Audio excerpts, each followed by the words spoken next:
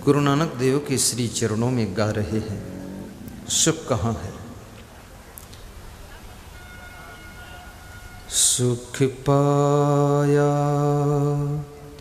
सुख पाया, रहमत तेरी सुख पाया, सुख पाया, सुख पाया, रहमत तेरी सुख पाया। नानक को यार दास सुनाया, रहमत तेरी सुख पाया। कोई सद्गुरु की रहम हो जाए तो जीवन के दुख सुख में बदल सकते हैं।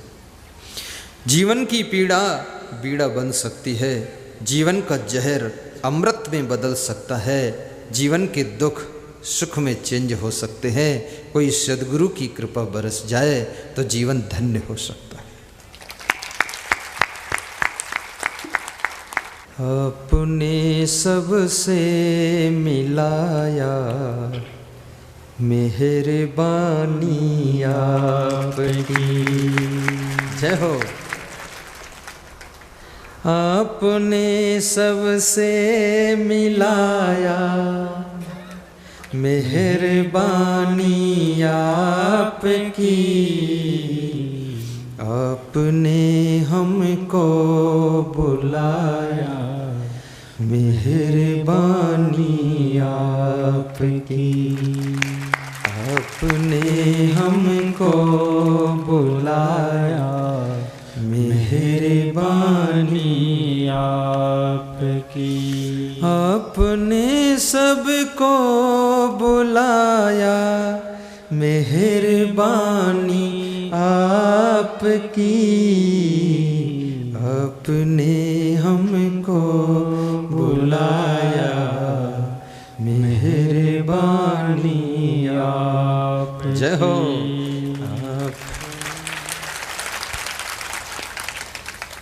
आज ताली बजाने में आप अलर्ट हैं। ताली बजाने से बहुत फायदे भी हैं। यदि आप ताली बजाओगे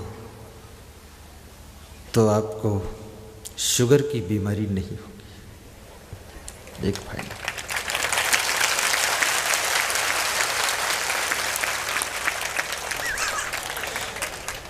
लेकिन जो डॉक्टर है ना, वो बीमार हो जाएगा फिर।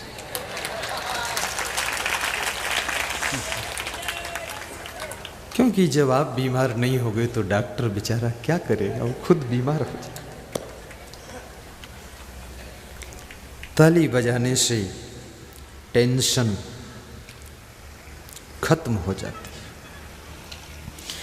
इसलिए अपने घर में भी कभी कभी आपस में बात करते समय भी ताली बजा के बात कर लिया।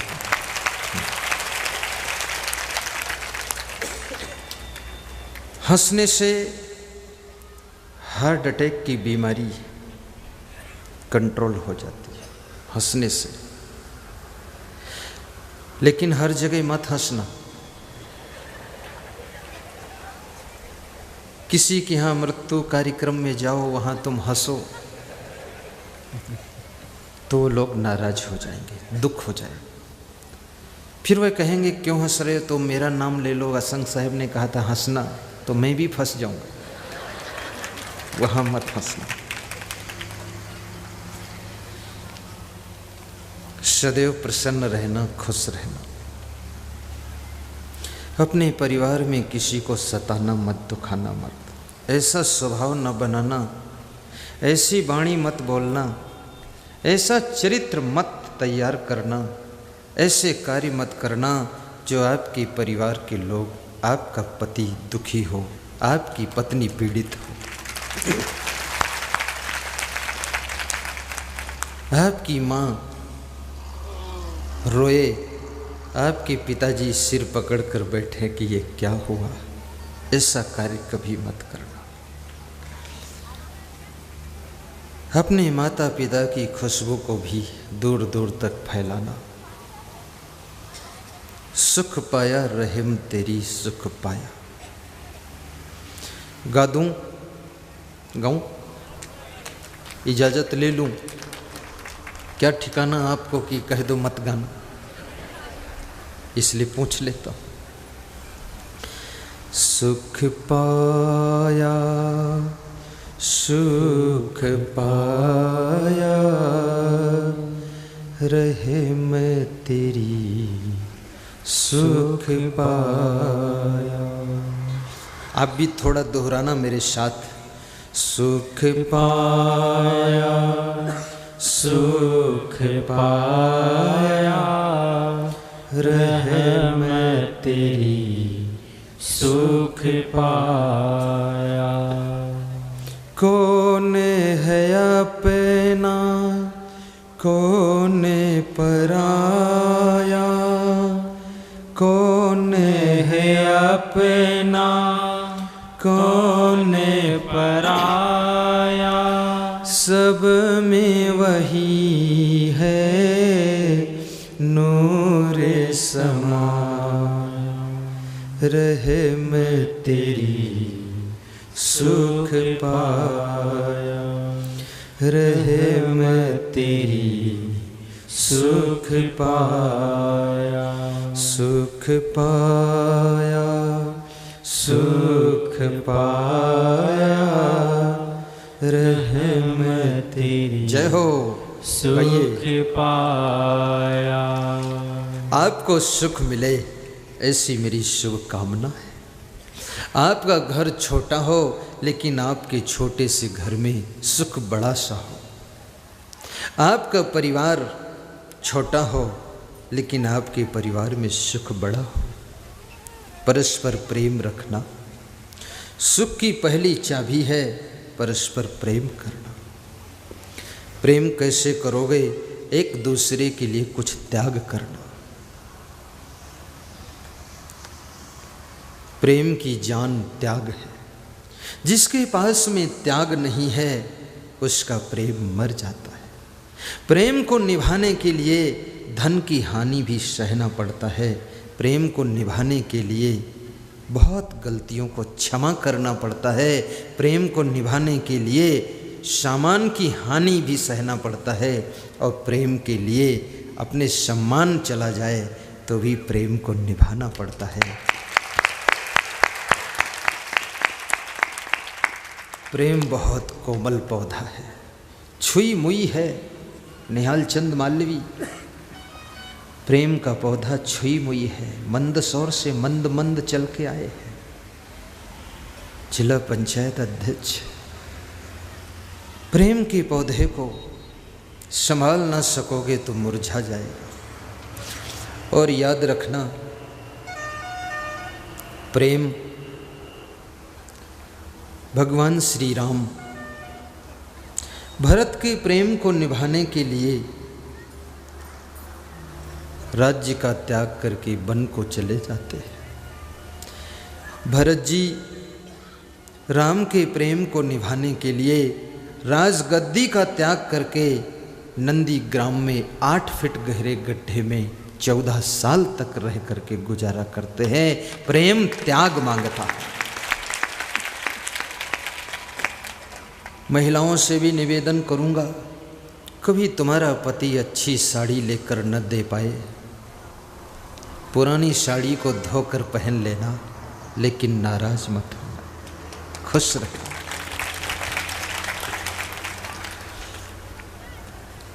पुरुषों से भी कहूँगा, कभी आपकी पत्नी से, आपकी माँ से, आपकी बहन से थोड़ा सा भूल हो जाए तो उनकी भूल को भूल जाना और मुस्करा देना कि कोई बात नहीं है, कोई बात नहीं है। इस शब्द को याद कर लो। स्वयं अनुशासन में भी रहना, मर्यादाओं का पालन करना, अपने घर को मंदिर समझ करके रहना, बड़े बुजुर्गों में देवी देवता का दर्शन करना, जोश खरोश में कोई भी कार्य मत करना, बड़ी सावधानी से डिसीजन लेना, संभल संभल करके बोलना, और अपने आचरण को इतना सुंदर बनाना कि आपके चरण छूने के लिए लोग लालायित रहे।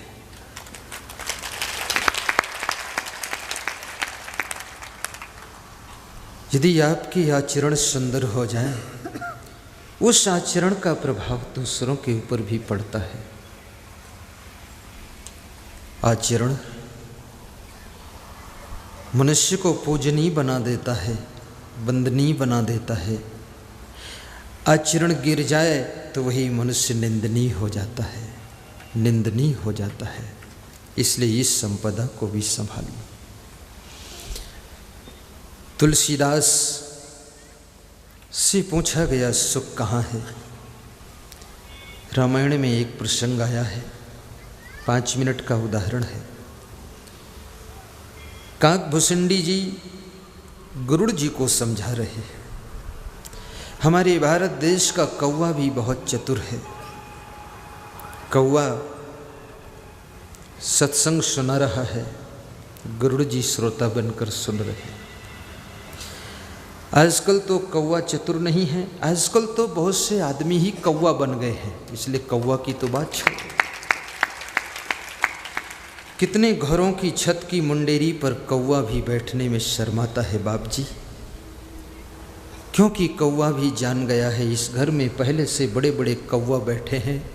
सुबह से लेकर शाम तक काँव काँव लगा हुआ है। इस घर में बैठकर क्या करोगे? हो गए हो तो दोपहर तक नाराज़ी को मिटा लेना, ताकि आपका मन नॉर्मल हो जाए, क्योंकि नाराज़ होने से तुम्हारे मन को भी दुख होता है। ज़्यादा हीट में रहोगे, तुम्हारी शांति सब भस्म हो जाएगी।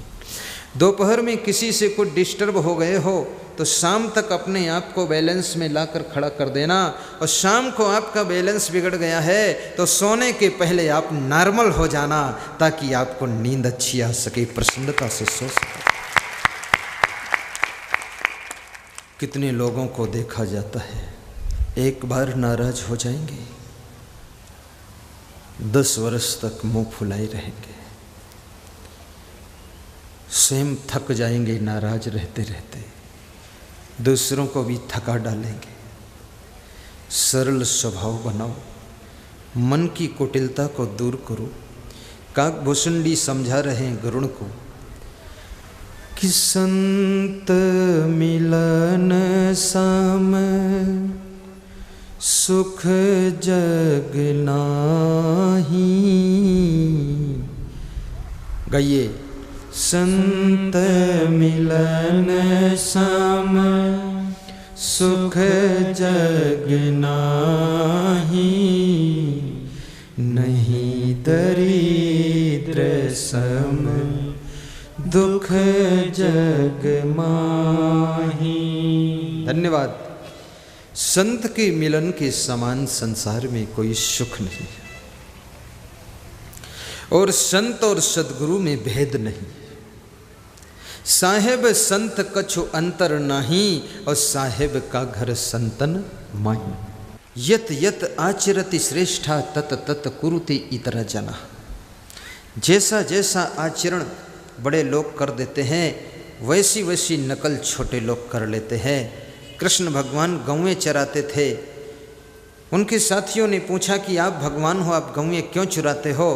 तो उन्होंने कहा, गौएं इसलिए चराता हूँ क्यों कर्म योग की शिक्षा मैं सबको दे रहा हूँ। अगर मैं गौएं नहीं चराऊँगा तो ये लोग सब अकर्मा हो जाएंगे, आलसी हो जाएंगे, तो भूखमरी शुरू हो जाएगी। इसलिए छोटा सा काम मैं कर देता हूँ ताकि लोगों को कर्म योग की शिक्षा मिल जाए। सदगुरु कबीर साहब के बारे में मैंने सुना है कि वे कपड़ा बुनते थे। एक सज्जन लखीमपुर खीरी में मुझको मिले, वकील साहब थे। वकील तार्किक तो होता ही है। उसने कहा, कबीर साहब कपड़ा बुनते थे, आप कपड़ा क्यों नहीं बुनते हो? मैंने कहा, हम पहनते हैं, वो बुनते हैं तो हम पहनते हैं। बोले, आप असली कबीरपंथी तब हो जाओगे जब कपड़ा आप भी बुनो। तो हमने कहा कि उस समय कपड़ा हाथों से बुना जाता था, लेकिन आज पावर लूम मशीनें हैं, पहनने वालों की संख्या 1000 गुना बढ़ गई है। इसलिए हाथ से बुन करके पूरा नहीं होगा। अब कपड़ा बुनना मेरा काम नहीं है, मेरा काम तो ये है मनुष्य के जीवन रूपी कपड़ा का सारा लफड़ा खत्म करना मेरा काम है। मनुष्य का जीवन एक सुंदर वस्त्र है। जैसे तुम कीमती से कीमती वस्त्र खरीद करके टेलर के पास में जाते हो, टेलर को जब वस्त्र देते हो, टेलर पहले फीते से नापता है, फिर कैंची से काटना शुरू करता है, उसके बाद सिलाई मशीन पर चढ़ा देता है, सिल कर रेडी करता, प्रेस करके आपको पहना देता है, फिर आप उसको फीस देते हो। जब टेलर कैंची लेकर के काटना शुरू कर देता है कपड़े को, तो तुम्हें दुख होता है कि 1500 रुपये मीटर कपड़ा लाया था, टेलर काट काट कर खराब कर रहा है, फेंक रहा है, पीड़ा होती है। लेकिन टेलर जब सिल करके रेडी करके आपको पहनाता है तो उसे धन्यवाद भी देते हो और 500 रुपये फीस भी देते हो। सद्गुरु तो टेलर है, और ऐसा टेलर है जो आपके जीवन रूपी कपड़े को सिलाई करता है। कैसे करता है?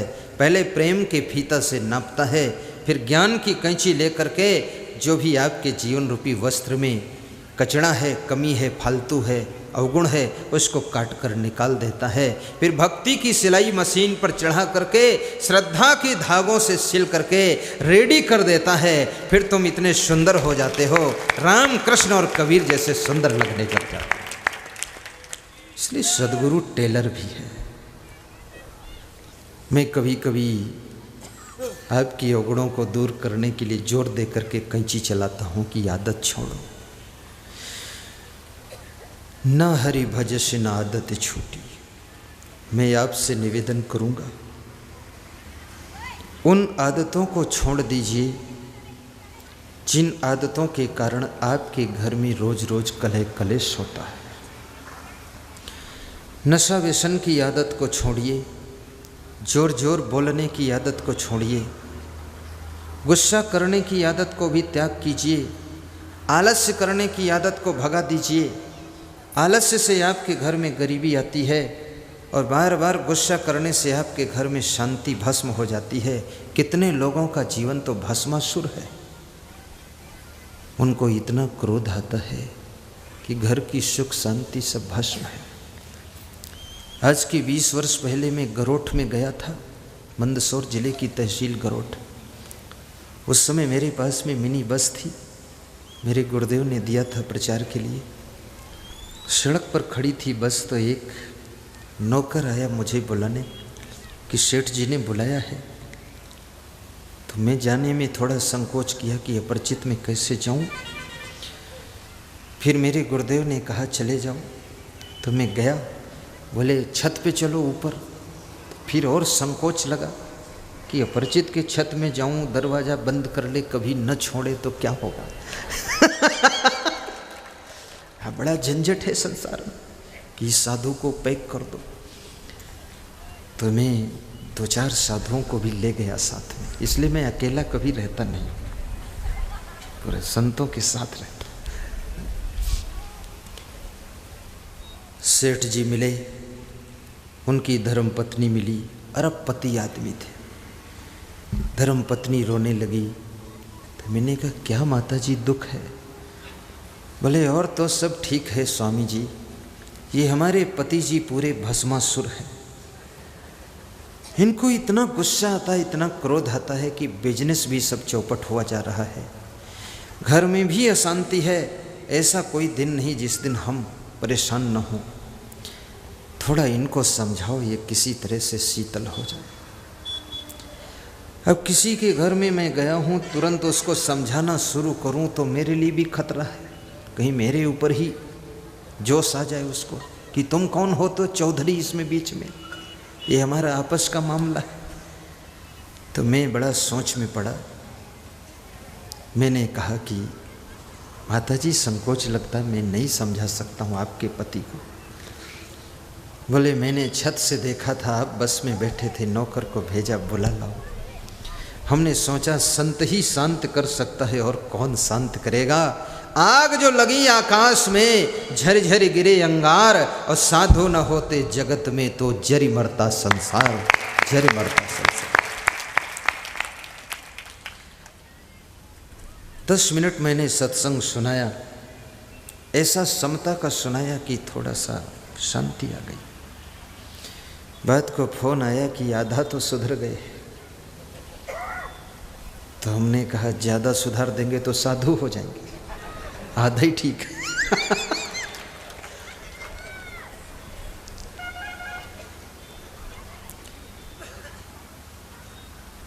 अपने स्वभाव को सरल बनाओ, मधुर बनाओ, साथ साथ में शराब पीने की आदत को छोड़ दो। तुम चाहे रामपंथी हो, कृष्णपंथी हो, कबीरपंथी हो, लेकिन मांस, मछली, अंडा, शराब, तुम कोई पंथी नहीं हो, मुर्गापंथी हो तो भी क्षमा करना, छोड़ देना, मत पीना शराब। लोग कहते हैं मैं शराब पीता हूँ, लेकिन मैं कहता हूँ शराब तुम नहीं पीते हो। भाइयों और बहनों, ये शराब तुमको पी जाती है, तुम्हारा धन भी पी जाती है, जमीन पी जाती है, वैभव पी जाती, इज्जत पी जाती है। इसलिए ऐसी शराब को कभी मत पी।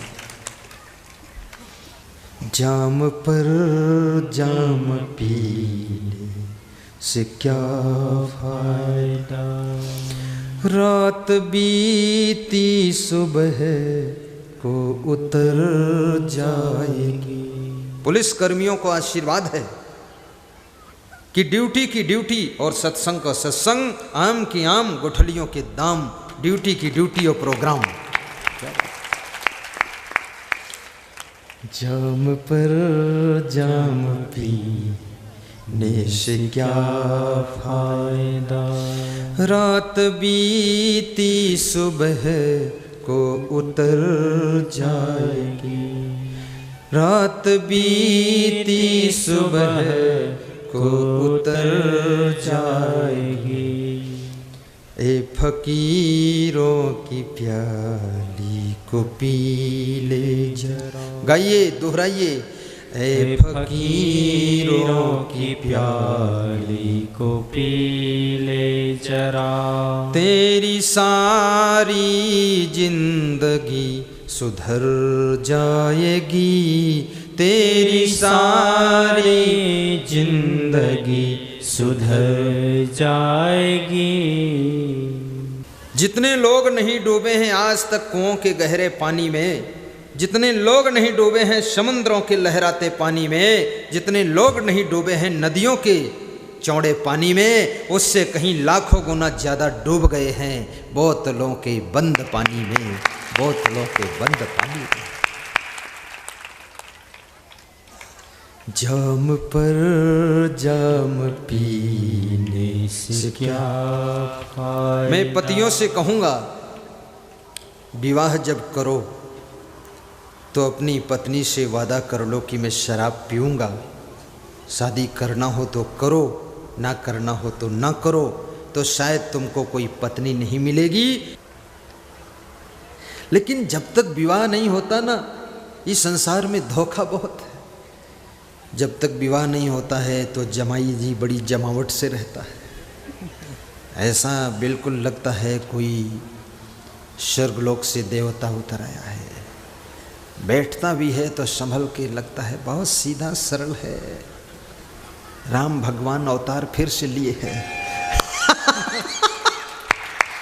और जब शादी हो गई तो पता चला कुंभकर्ण है, सोकर जागता ही नहीं।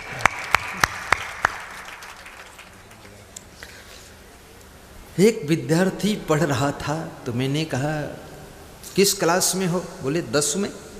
तो हमने कहा बहुत उम्र हो गई 10 में हो। बोले 10 में 3 बार फेल हुआ हूँ। तो मैंने कहा छोड़ दो। बोले पढ़ाई का सवाल ही नहीं। तो हमने कहा किसका सवाल है? बोले सवाल शादी का है। तो हमने कहा इससे क्या मतलब शादी का? बोले जो शादी देखने के लिए आता है तो इसको हम बता देते हैं कि पढ़ रहे हैं। मेरे पिताजी कहते हैं कॉलेज में जा रहा है, और जिस दिन शादी हो जाएगी उसी दिन बंद कर दूंगा। अब तुम अपने सास ससुर को भी धोखा देने पर तुले हो कि सास ससुर भी सोच रहे हैं बच्चा पढ़ रहा है, कुछ उम्मीद लेकर आगे नौकरी पा जाएगा। तुम केवल अपनी पत्नी को पाने के लिए झूठ मूठ स्कूल जा रहे हो। ऐसे धोखा मत दो। मैंने सुना है एक नवयुवक अपना विवाह ढूंढ रहा था। आजकल लोग स्वयं का विवाह स्वयं ढूंढते हैं, बहुत मज़ेदार लोग हैं। मेरे बचपन में तो पिताजी विवाह ढूंढते थे लोगों के, अब तो लोग खुद ही ढूंढ लेते हैं।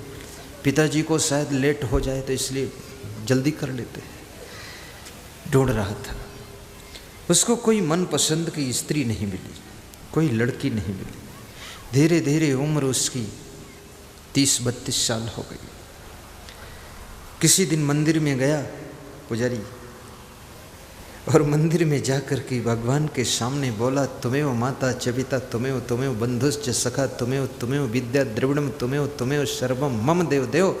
आंखें मूंद कर बोला, और फिर जब आंखें खोला तो देखा एक लड़की खड़ी है वहाँ पर। तो उस लड़की से पूछा, तू कैसे? कहा, तुम कैसे? हम तो शादी के लिए आए। तो लड़की ने कहा, हम भी शादी के लिए आए।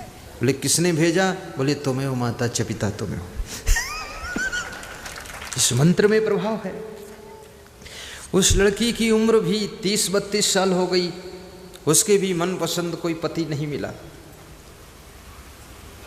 तो उस लड़के ने कहा कि मुझे तुम पसंद हो। लड़की ने कहा, मुझको तुम पसंद हो। तो सामाजिक नियम से विवाह करोगे कि मंदिर में फेरे लगा कर करोगे? बोले, सामाजिक नियम में देर लगेगी, मंदिर में जल्दी करो, चट्ट मंगनी पट्ट ब्याह। तो उस लड़की ने कहा कि विवाह के पहले जो भी तय होना है तय हो जाए, बात को कोई शिकायत नहीं रहनी चाहिए। बात को पति पत्नी के बीच में कोई लड़ाई झगड़ा ना हो, कले कलेश ना हो, प्रेम से रहो। तो जो भी कहना सुनना है पहले ही कहो, सुनो। तो पति ने कहा, मुझको कुछ भी नहीं कहना सुनना है, ना कहना है ना सुनना है, अभी भी नहीं और कभी भी नहीं। कभी भी कुछ नहीं कहूँगा, कुछ नहीं सुनूंगा, ना मैं कहूँगा ना तेरी सुनूंगा, पति ने कहा। तो पत्नी ने कहा, मुझे कहना है एक बात, अभी कह देती हूँ, बात को कोई शिकायत नहीं। तो जो पति बनने वाला है ना, बड़ी उत्सुकता से बोला, कहो क्या कहना है। तो उस स्त्री ने कहा, लड़की ने कहा कि देखो सब बात तो ठीक है, लेकिन मुझको भोजन बनाना नहीं आता है। तो उस पुरुष ने पूछा कि भोजन बनाना नहीं आता है, भोजन खाना आता है कि नहीं? तो उस स्त्री ने कहा, 3 मीटिंग खाना आता है, 3 बार खाती। तो पुरुष हंसने लगा, स्त्री भी हंसने लगी। तो उस स्त्री ने पूछा, तुम क्यों हंसे? उसने कहा, मैं इसलिए हंसा हूँ कि तुमने जो सच्चाई थी पहले ही कह दिया, अब झंझट कोई नहीं। तो उस स्त्री ने कहा, बात को शिकायत मत करना कि बुद्धू है, पागल है, भोजन नहीं बना पाती, ये नहीं कर पाती, वो नहीं कर पाती। बात को ऐसा मत बोलना, मुझे भोजन बनाना नहीं आता है, शादी करना हो तो करो, ना करना हो तो ना करो, लेकिन बात को शिकायत मत करना। तो पुरुष क्या बोला? उसने कहा, मैं शिकायत कभी नहीं करूँगा। तुमको भोजन बनाना नहीं आता है, मैं शिकायत कभी नहीं करूँगा। शिकायत करोगी तब तुम ही करोगी, क्योंकि मेरे पास बनाने के लिए कुछ है भी नहीं, सब खत्म कहानी। तुमको बनाना नहीं आता, हमने बनाने के लिए कुछ रखा ही नहीं, सब फाइनल कर दिया।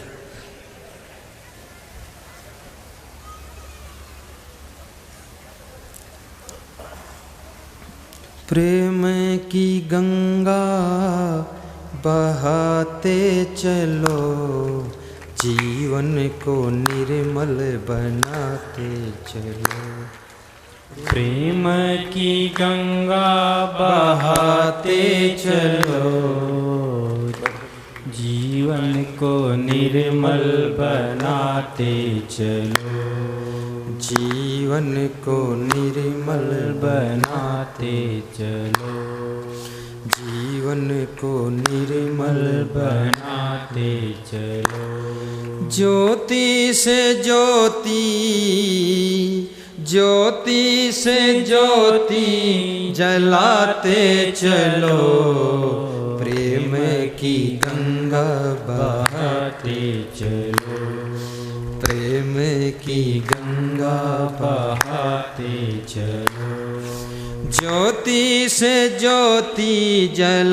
बनाते चलो, प्रेम की गंगा बहाते चलो, प्रेम की गंगा बहाते चलो।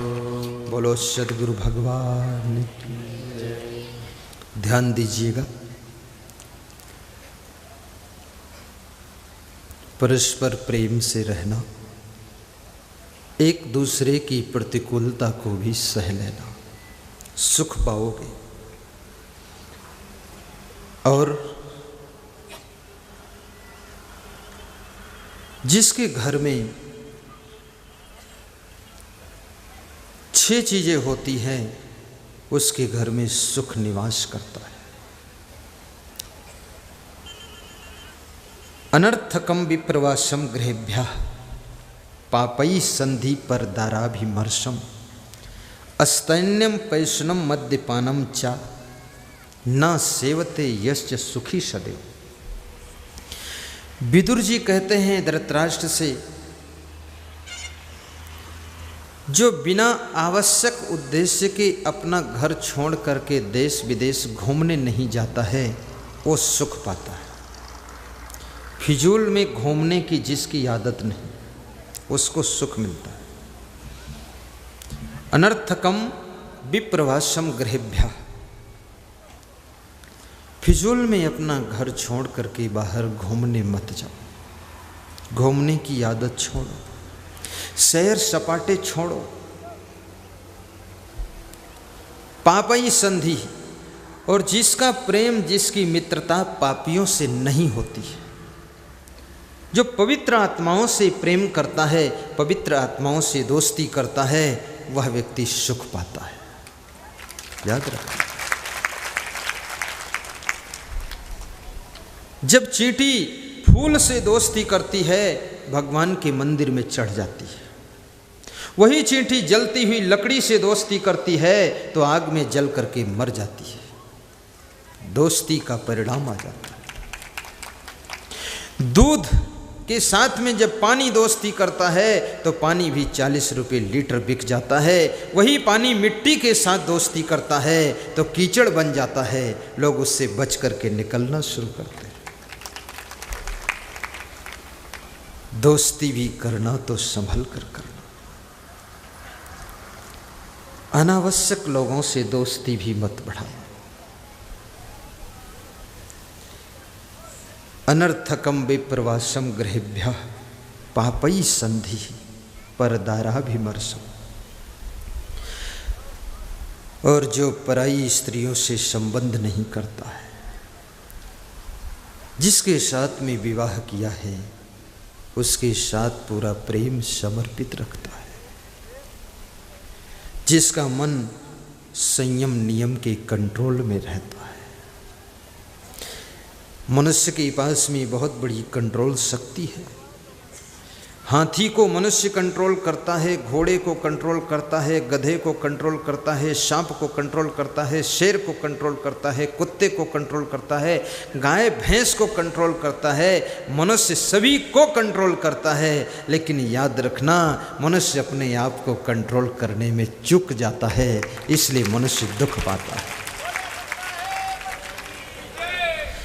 आपके पास में बहुत कंट्रोल करने की शक्ति है। कभी क्रोध आए तो अपने आप को कंट्रोल कर लेना। कभी काम वासना उत्पन्न हो तो भी काम वासना के वेग में कोई कार्य न करना, अपने आप को कंट्रोल कर लेना। भाइयों और बहनों, याद रखना, जीवन बहुत अमूल्य है। आग जब चूल्हे में रहती है, सब पूरे परिवार को रोटी बनाकर खिला देती है, दाल पकाकर खिला देती है। वही आग जब चूल्हे के कंट्रोल से बाहर हो जाती है, पूरे घर भर में फैल जाती है, तो सबको जलाकर राख कर देती है। इसलिए कंट्रोल जरूरी है। क्रोध भी एक आग है, इसको कंट्रोल करो। मैंने सुना है, एक छोटी सी जीवित कथा सुनाऊंगा।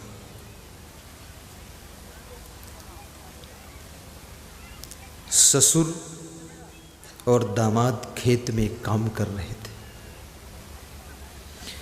एक ही बेटी थी, इसलिए दामाद को अपने घर पे रखा था। ससुर ने सारी प्रॉपर्टी दे दिया था। दामाद बड़ा परिश्रमी था। ससुर दामाद दोनों खेत में काम कर रहे हैं। खेत के पड़ोस में रास्ता है। रास्ते में एक यात्री जा रहा है। वो यात्री ससुर से पूछता है, अमुक गांव कितनी दूर है? ससुर ने कहा 4 कोस है। दामाद आ गया, उसने कहा, ससुर जी 4 कोस नहीं है, 3 कोस है। ससुर ने कहा, तू चुप रहे, फालतू बात मत कर, 4 कोस है। मेरी 80 साल उम्र हो रही, मैं पैरों से नाप चुका हूँ। दामाद ने कहा, उम्र चाहे 80 हो चाहे 180 हो, किलोमीटर गड़े हैं, 9 किलोमीटर है, 3 कोस से ज़्यादा नहीं। ससुर ने कहा, किलोमीटर की बात मत कर, मैं बचपन से जानता हूँ 4 कोस से कम नहीं। ससुर दामाद में बात टकरा गई। कितने लोगों की आदत होती है दूसरों की बात काटने की, बात लड़ाने की। मैं आपसे निवेदन करूंगा, जिसकी बात तुम काट देते हो तो उसके दिल से तुम्हारे प्रति प्रेम भी कट जाता है। इसलिए बहुत बदकट्टा स्वभाव मत बनाना। अगर पति कुछ कहे तो उसकी बात को मत काटना, और तुम्हारी पत्नी कुछ कह रही है तो भी बात को मत काटना। 4 कोस हो या 3 कोस हो, चलना है चले जाएंगे, लेकिन आपस में विवाद मत करना, बात मत काटो।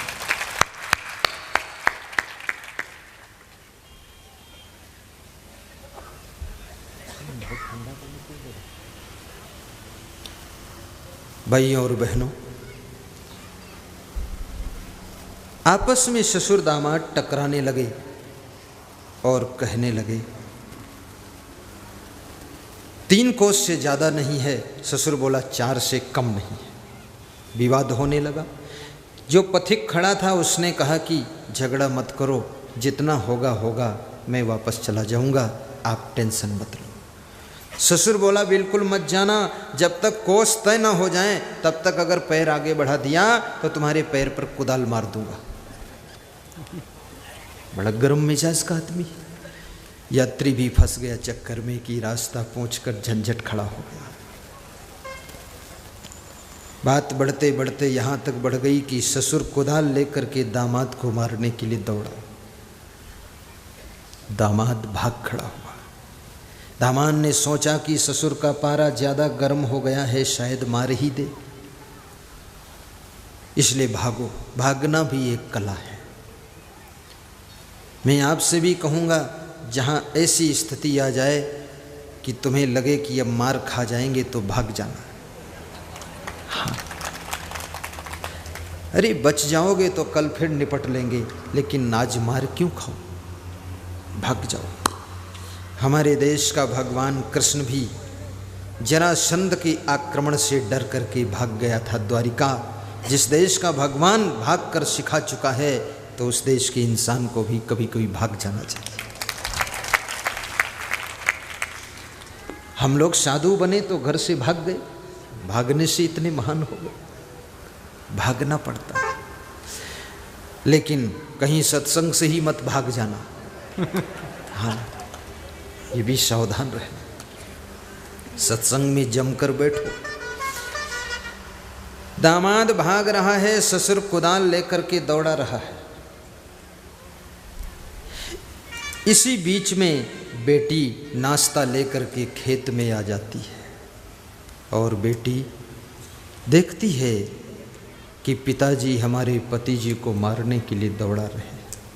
बेटी ने कहा, पिताजी 1 मिनट रुको, क्या बात क्या है? मेरे पति को मार दोगे, मैं विधवा हो जाऊंगी। पिता ने कहा, तू टेंशन मत ले, दूसरा पति ढूंढ दूंगा, लेकिन इसको तो फाइनल ही कर दूंगा। बेटी ने कहा, पिताजी पति कोई साइकिल थोड़े है रोज ट्रांसफ़र किया जाए, तो जीवन का चुनाव होता है। जिस पति को जीवन दे दिया अब उसके सहारे ही जीना ठीक है।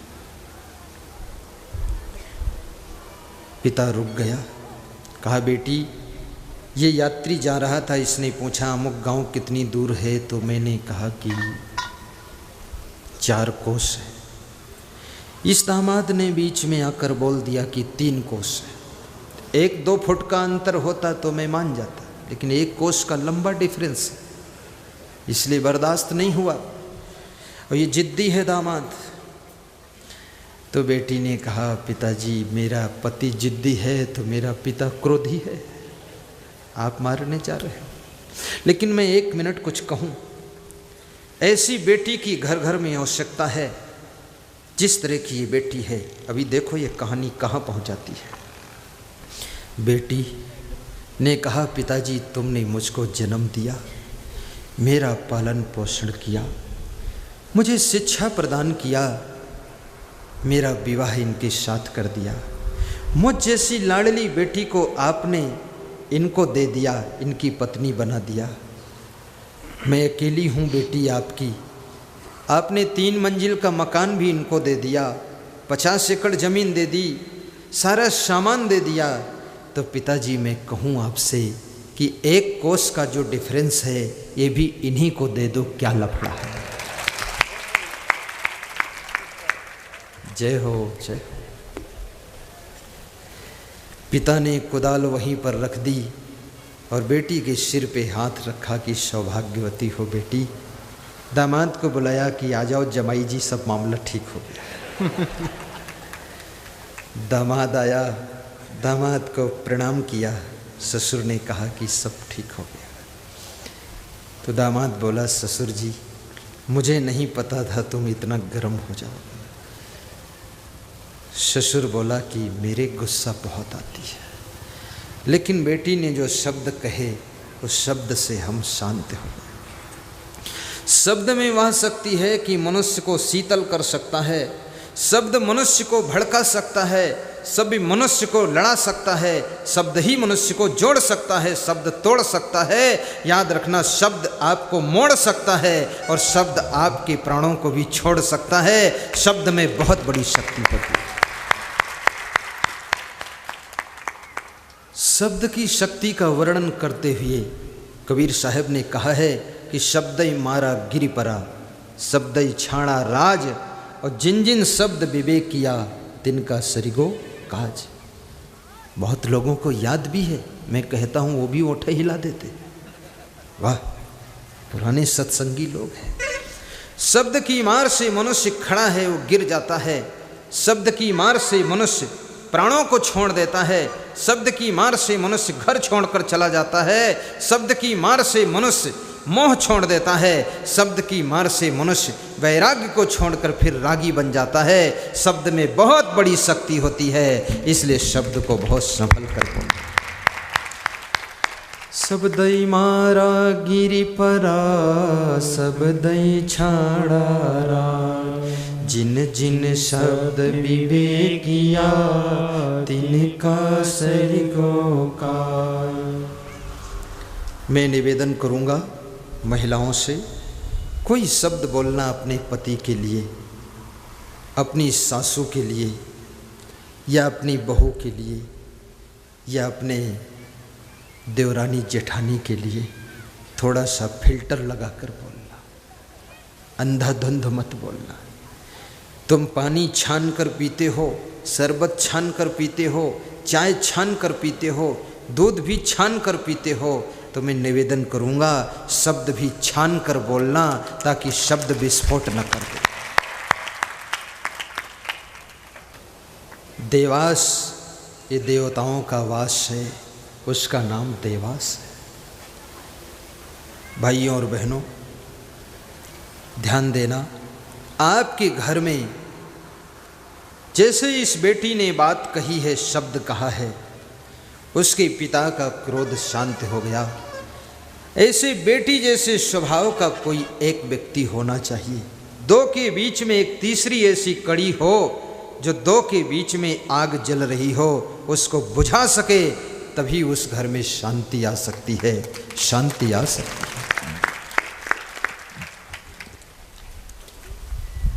सदगुरु कबीर साहेब कहते हैं, सदगुरु मिले बहुत सुख लहिए। बोरना जी, सदगुरु मिले बहुत सुख लहिए, सदगुरु शब्द सुधारें, कहें कबीर ते सदा सुखी हैं, जे यह पद ही विचारे। कभी कभी सपने में भी गुरु का दर्शन करना, क्योंकि जागृत अवस्था में बार बार मिलना मुश्किल है। आंखें बंद करो, आपको लगे कि मेरे अंदर ही गुरुदेव है। मेरे मन में बसो, मेरे तन में बसो, हम जहाँ रहें तुम वहाँ बसो। ऐसी श्रद्धा पैदा करना। अभी मैं घोगनाथ खरगोन जिले में सत्संग कर रहा था। वहाँ के हमारे आयोजक मंडल के लोग आए हैं। वहाँ एक पड़ोस गांव की भक्त जी मुझे बुलाने आए परिवार के साथ। मैंने कहा समय नहीं है, इसलिए इस वर्ष नहीं अगले वर्ष आ जाऊंगा। तो बोले कल आपके लिए मैं कुछ बना कर ले आऊँ। मैंने कहा कुछ मत लाना, केवल तुम आ जाना बस। तो ये थोड़ा सा हलवा लाए। फिर बोले कि गुरुदेव आप तो मेरे घर में आ गए थे रात में। सुबह 4 बजे आप मेरे पीछे खड़े थे और कह रहे थे कि देर हो रही, जल्दी चलो। और उसके बाद मैंने देखा तो दर्शन किया, फिर आप गायब हो गए। मैं मुस्कराया, मैंने सोचा कमाल है। ये श्रद्धा की आंखों से उनको दिखा, क्योंकि मैं तो घोगनाथ में था, लेकिन उनको अपने गांव में भी दिख रहा था। श्रद्धा, सपने में गुरु को देखूं, जागूं तो दर्शन पाऊं।